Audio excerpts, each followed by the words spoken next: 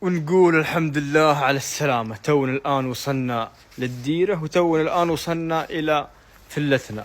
الجو يا جماعة الخير والله إنه بارد، تقريبا الآن درجة الحرارة 7. الفجر بإذن الله تقريبا راح توصل إلى 2 أو 1. وهذه فلتنا المتواضعة. طبعا هنا عاد المطبخ، أبو فيصل قاعد يسوي القهوة الله لا يهينه.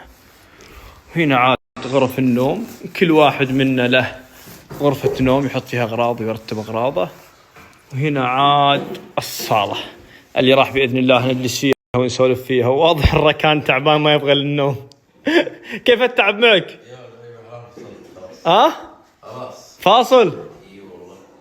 طبعا يا جماعة الخير خلونا الآن نجلس ونسولف. رحلتنا هذه يا جماعة الخير راح تكون رحلة كاملة مقناص، لكن غير عن كل المقانيس. مقناص أول مرة أنا أقرصه وأول مرة أنا أجربه، وركان بعد توقع أول مرة يقنصه معي. مقناصنا يا جماعة الخير راح يكون مقناص بط، أنواع البط. أي بط نلقاها قدامنا بإذن الله راح نرميها ونذبحها. تعرف شيء في أنواع البط؟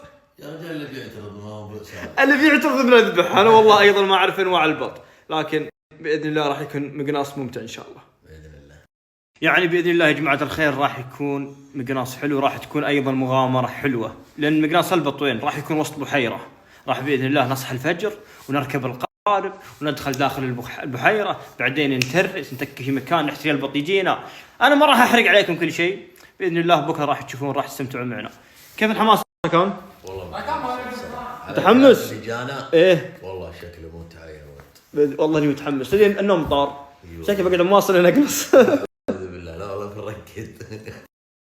طبعا الآن يا جماعة الخير أبو فيصل ونايف جالسين يعلموني أنا وركان وعلى البط. يقولون النوع ذا أهم نوع ذبحوه، هذا أفخم نوع. ايوه ما يدرون اللي بيعترض.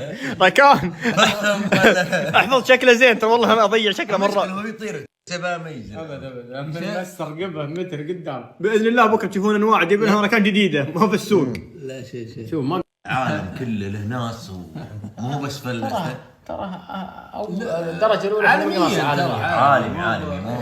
يعني احنا قصدي شيء عالمي الحين. تدري في بريطانيين في استراليين عند العالم كله. طيب بري في باقي انواع شيء هذا لازم تركز عليه. هذا ركز عليه. هذا لو اشوفه رحت وخليته والله مرميه يخوف. هذا والله ما اذبح اصلا. هذا تسلي يقول السلام عليكم.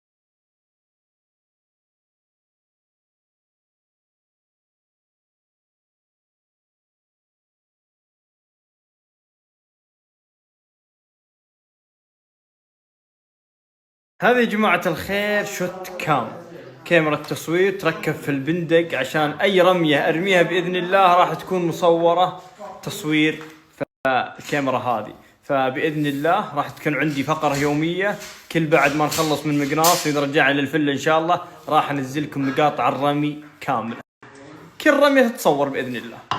الآن قاعدين نركب الشوت كام على البندق عشان بكرة بإذن الله راح تستمتعون بالرمي بإذن الله. راح أطربكم إن شاء الله. بارك الصدر الجزري. اللهم آمين. والله شيء الرمي فلها ما صبنا شيء. الله بالابداع.